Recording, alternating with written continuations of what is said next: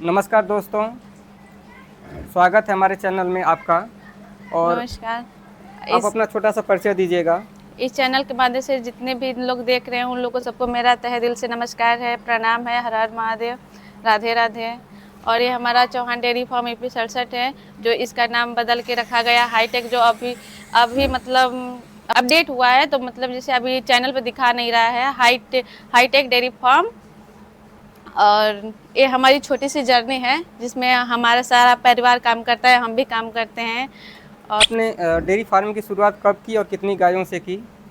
ये मतलब पहले हम लोग तो भैंस रखते थे। हमारी एक तो छोटी गाय है जो बीच में है, वो मतलब चढ़ा खड़ी में खरीदी गई थी। अच्छा, हमारे पास उसमें कुछ नहीं था। कितना साल हुआ आपको जो है कि लगभग अभी 1 साल भी नहीं हुआ, 1 महीना बाकी है अभी। अच्छा, एक साल में अभी एक माह बाकी है, अभी नया ही डेयरी फार्म शुरुआत हाँ। हुआ है। तो नया जब आपका डेयरी फार्म शुरू की हैं, तो कौन सा गाय थी जो आपने अपने डेयरी फार्म में लाई है, उसको ज़रा दिखाइएगा अपने गायों को। आई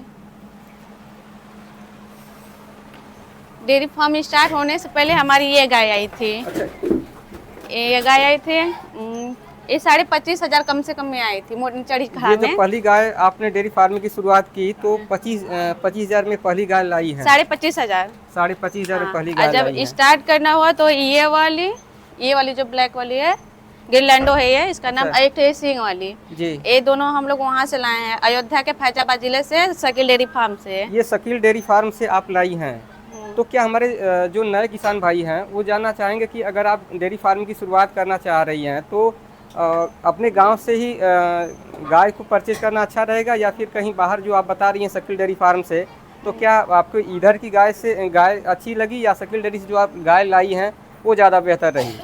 इधर से तो हम लोग एक भी गाय नहीं लाए, बस जो लाए थे तो यही वाली थे। इनका पैर में था, मतलब जो गोड़िया था अच्छे हुआ है। लेकिन जहाँ हम लोग यही बाहर से लाए हैं, अभी अपने एरिया से तो एक भी नहीं खरीदे हैं। तो आपने जो शकील डेयरी फार्म से गाय को ली हैं, तो क्या शकील डेयरी फार्म पे कितने की गाय ली हैं, कितने की पड़ी है?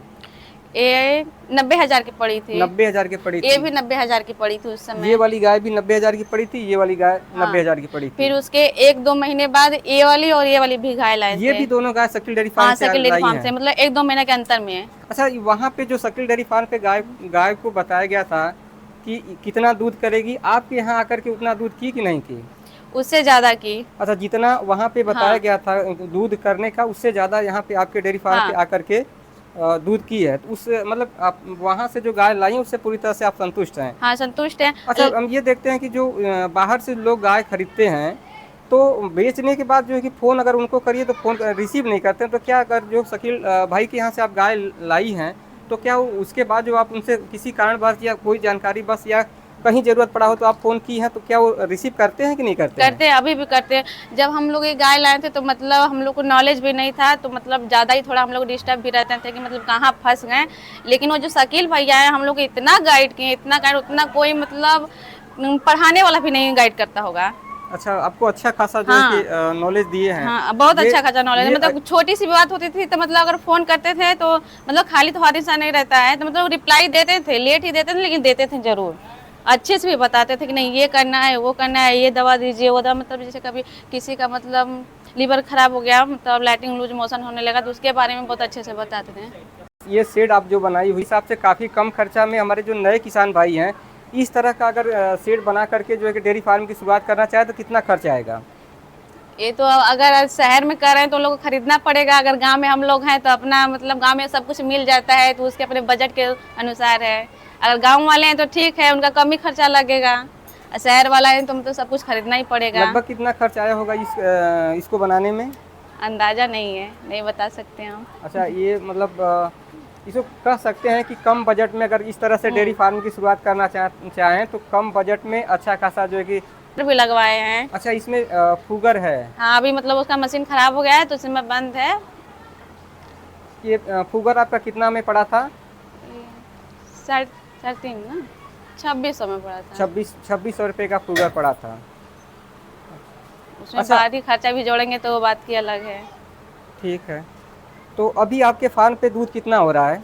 अभी हमारे यहाँ तो 20-21 लीटर है एक टाइम का, दोनों टाइम का मिला के 40 लीटर होगा, 40-42 लीटर दोनों होगा। टाइम मिला के अभी 40 लीटर दूध हो रहा है। हाँ, जब सब क्योंकि प्रेग्नेंट है ना, ये 7 महीने की प्रेग्नेंट है, वो 5-6 महीने की प्रेग्नेंट है।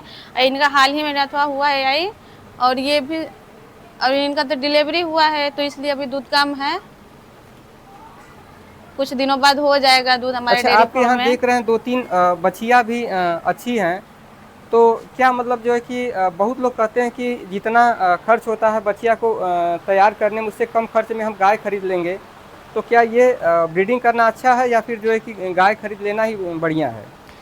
हमें तो जब सब लोग डेयरी करते हैं तो हम लोग से मतलब ब्रीडिंग ज़्यादा अच्छा लग रहा है, क्योंकि मतलब अगली पीढ़ी में मतलब हम लोग जैसा चाहे वैसा ब्रीड था अपना उत्पन्न कर सकते हैं। जैसे कोई बच्चा अगर जैसे वो क्या बोलते हैं गिरलैंडो नस्ल की चाहिए, फिर और अदर की, तो मतलब हम इनसे जर्नी की वजह से किसी और मतलब जो एआई कराएंगे जी जी। तो अलग बच्चा आ जाएगा। अच्छा। जैसे ज़्यादा दूध वाला, जैसे 40 लीटर हो गया नस्ल एक टाइम का, हाँ, नस्ल चेंज हो जाएगा। नस्ल सुधार पे जो है कि आप काम कर रही हैं। अच्छा, अच्छा है जो देख करके आपका डेयरी। अब देखिए ये गिरलैंडो है, इनकी ये बाछी है, पैदा हुई अच्छा, है, ये गिरलैंडो जो की हाँ बाछी है। यहाँ की आई कराई हुई है। अच्छा, आपके यहाँ कराई है। देखिए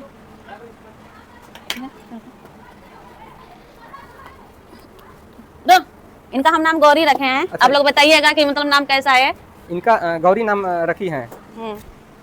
ये हमारी गौरी हैं, गिरलैंडो नस्ल की हैं। बहुत सुंदर लग रही हैं गौरी आपकी।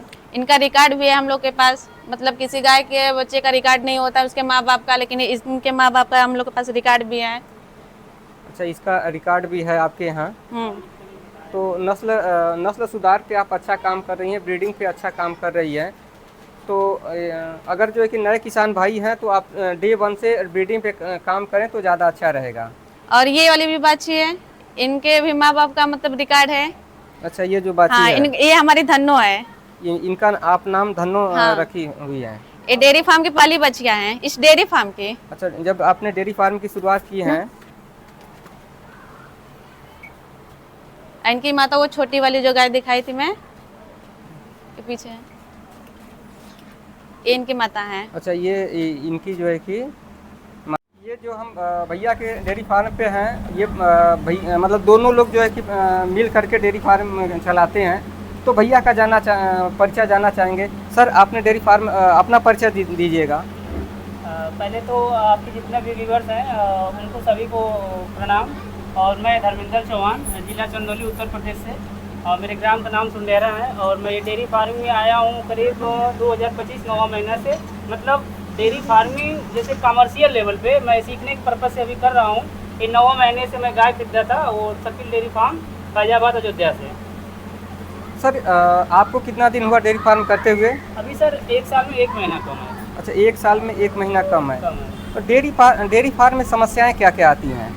डेयरी फार्म में समस्याएं तो सर अनेक हैं। अभी हम सीख रहे हैं, तो हमारे हिसाब से जो 1 साल की मेरी जर्नी है, इसमें हम यही सीखे कि हमें ज़्यादा ये बाजपन का समस्या होता है, रिपीट ब्रीडिंग और हो गया मस्टार्टी जिसको थनैला बोलते हैं। ज़्यादा तो समस्या यही आती है, बाकी समस्या तो अलग अलग है। अगर उसका वैक्सीनेशन हो जाए समय से तो किसानों को ज़्यादा परेशानी नहीं होनी पड़ेगी। अभी हमें वैक्सीनेशन के बारे में भी नहीं पता हुआ, तो फिर अभी आज हुआ है। तो रिपीट ब्रीडिंग, थनैला और वैक्सीनेशन, ये मतलब रिपीट ब्रीडिंग, थनैला और जो वैक्सीनेशन वाली बीमारियां हैं, ये ज़्यादा परेशान करती हैं। तो रिपीट ब्रीडिंग के लिए अगर कोई गाय आपकी रिपीट कर रही है तो हमारे किसान भाई जानना चाहेंगे कि अगर कोई गाय रिपीट कर रही है तो उसको क्या उपाय किया जाए कि रिपीट ब्रीडिंग से बचा जाए। ये बात सही है। या रिपीट ब्रीडिंग के क्या क्या कारण हो सकते हैं जो गाय रिपीट करती हैं? सही है, ये बात एकदम सही। अभी हम 25 तारीख को गए थे, अभी नेक्स्ट महीने में 8वां महीने में 25 तारीख को गए थे TDM डेयरी फार्म मोकामा। क्योंकि मैं वही कहूँगा कि जो भी नया नया डेयरी फार्म में वीडियो टेक के डेयरी फार्म में ना है, पहले जाके आप ट्रेनिंग लीजिए। तो मैं बता रहा हूँ, ये जो रिपीट ब्रीडिंग है इसको बचा कैसे जाता है, इससे जो हमें नॉलेज मिला है वहाँ जाने के बाद। रिपीट ब्रीडिंग में होता है कि जैसे अगर गाय आपकी 27 लीटर दूध दे रही है और उसका बॉडी वेट है 700 किलो या 600 किलो, तो उसका ड्राई मटेरियल बनता है। तो ड्राई जो मटेरियल बनता है उसका मैथ है, तो अभी मैं वीडियो के माध्यम से उतना बता नहीं पाऊंगा। तो उसका एक ड्राई मटेरियल सूत्र होता है, उसके हिसाब से बनाने के बाद कितना उसको भूसा देना है, कितना फीड देना है, कितना साइलेज और कितना हरा चारा का भी लिमिट होता है।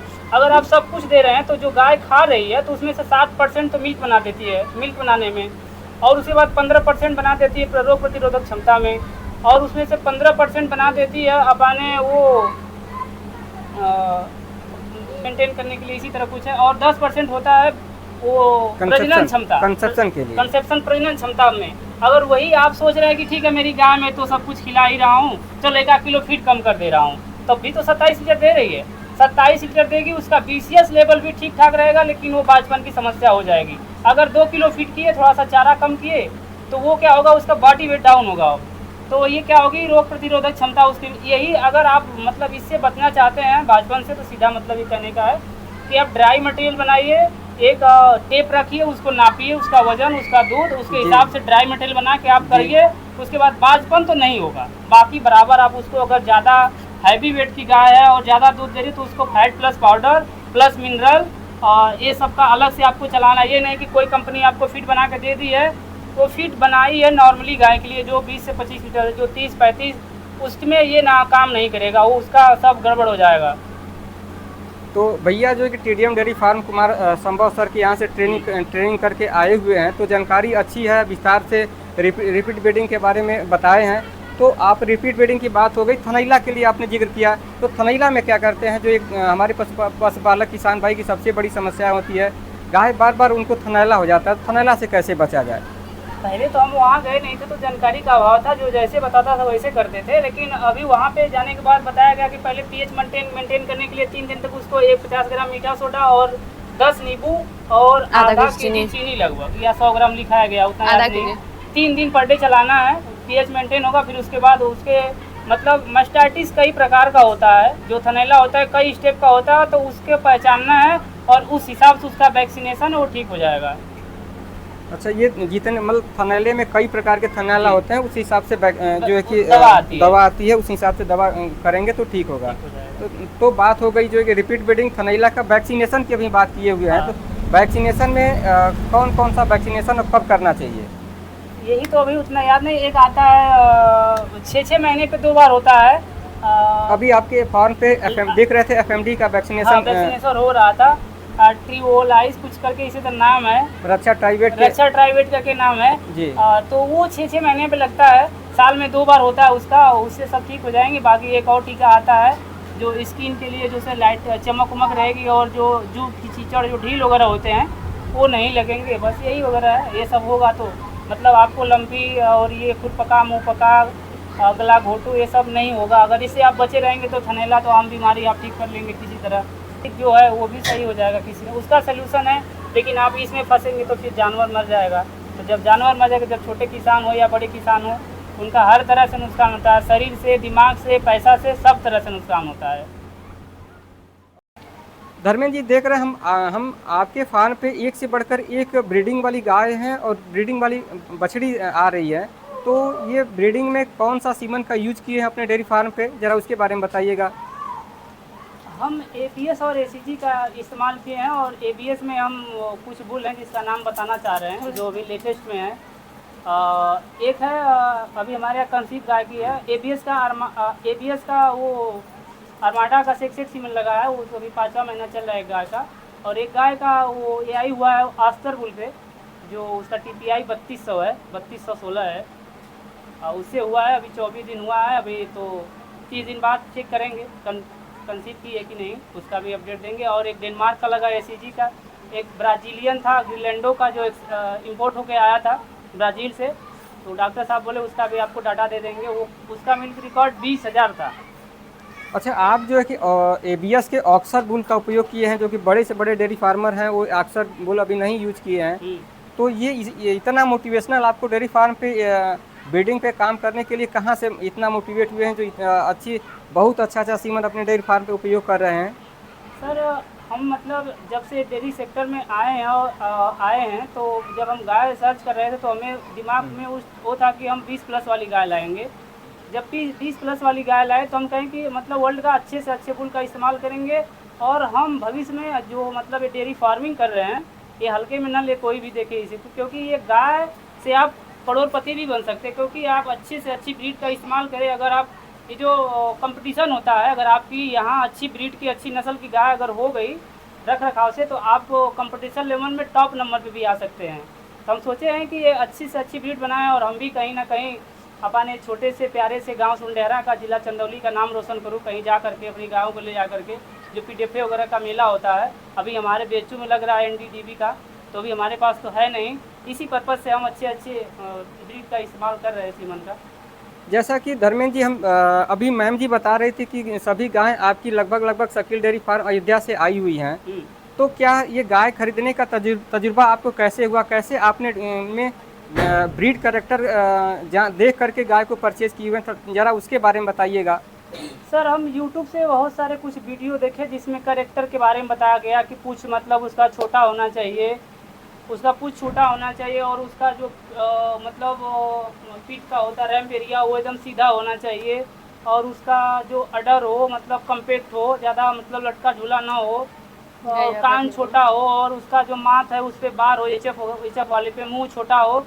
मतलब ऐसे बहुत सारे मतलब नस्ल पहचानने का तरीका है। अभी तजुर्बा उतना है नहीं, सीख रहे हैं बस। आप सभी लोग अगर प्यार दुलार रहा तो ज़रूर इसमें एक दिन कहीं ना कहीं नाम हासिल करूँगा।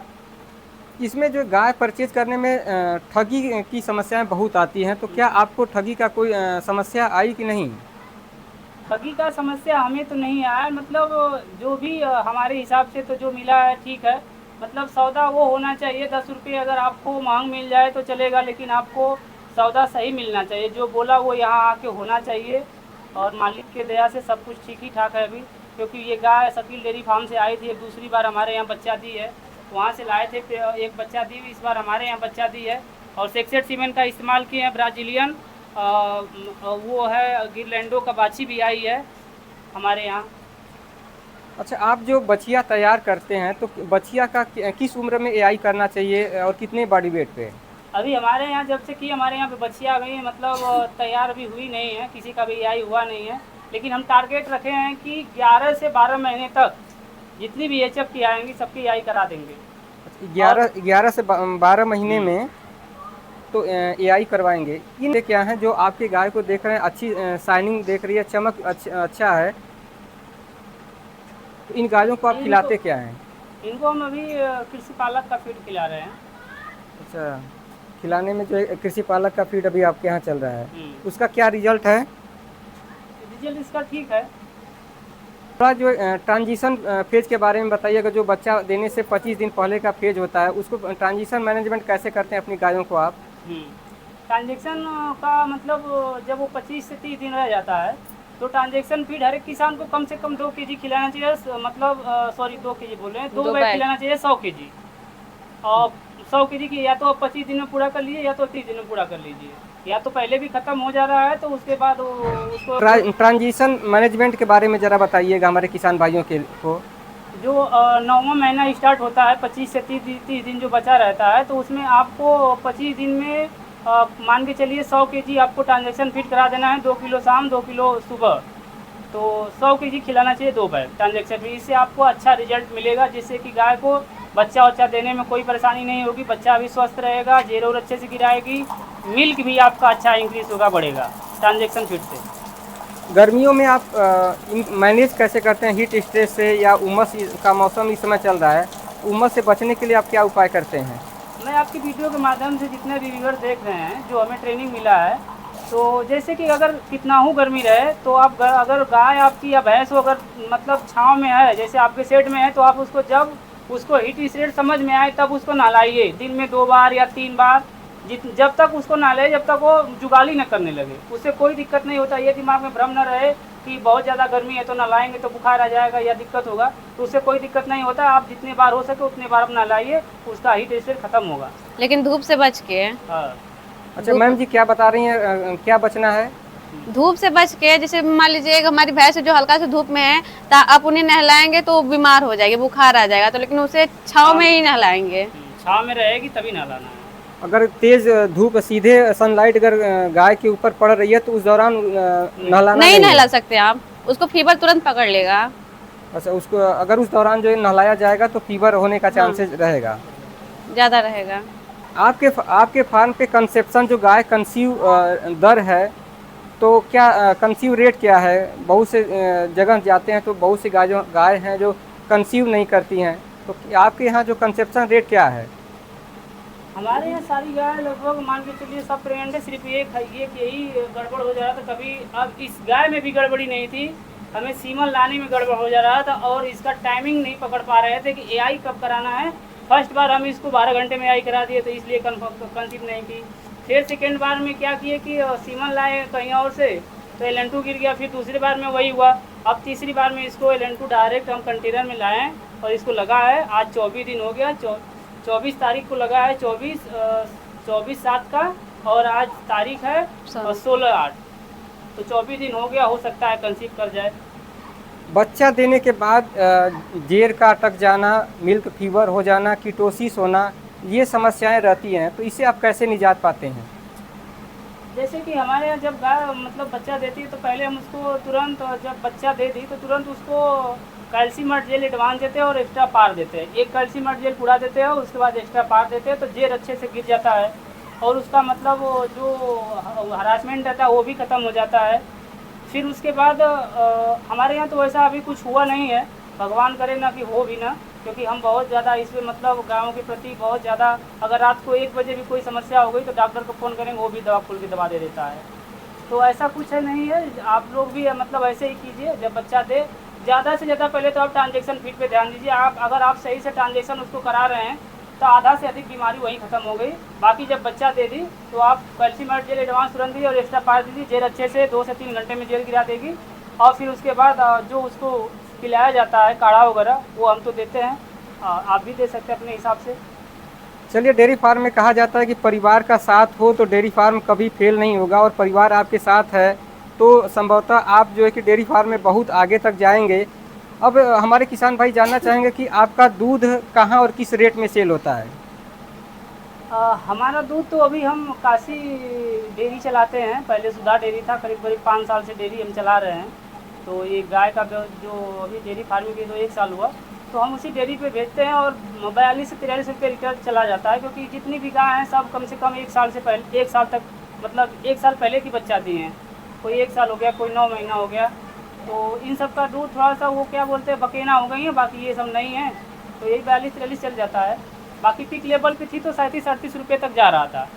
जब से ये सभी पीक लेवल पे थी तो हमारे टाइम उस टाइम 90-93 लीटर 4 गायों से दूध हम निकाल रहे थे, तो उस टाइम 37 से 38 रुपये चला जाता था। इस टाइम तो 42-43 जा रहा है। रेट भी बढ़ा है सभी डेयरियों का, गर्मी का सीजन है। तो ये हमारा अगर प्रयास आपको अच्छा लगा हो तो मेरे चैनल को लाइक, शेयर और सब्सक्राइब। भैया का भी चैनल है, ज़रा अपने चैनल के बारे में बताइएगा। सर मेरा एक यूट्यूब चैनल है, उसका नाम पहले था चौहान डेयरी फार्म यूपी 67 और उसका नाम बदल के हाईटेक डेयरी फार्म रख गया है।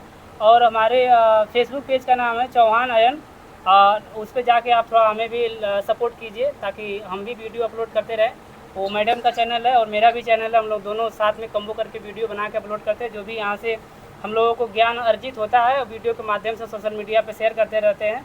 आप लोग भी उस पर देखिए, विजिट कीजिए और सपोर्ट कीजिए हमें। जो मेरा यूट्यूब चैनल है उसका मंजू ब्लॉग और 9369 है यूट्यूब का, और फेसबुक का चौहान अयन। जी।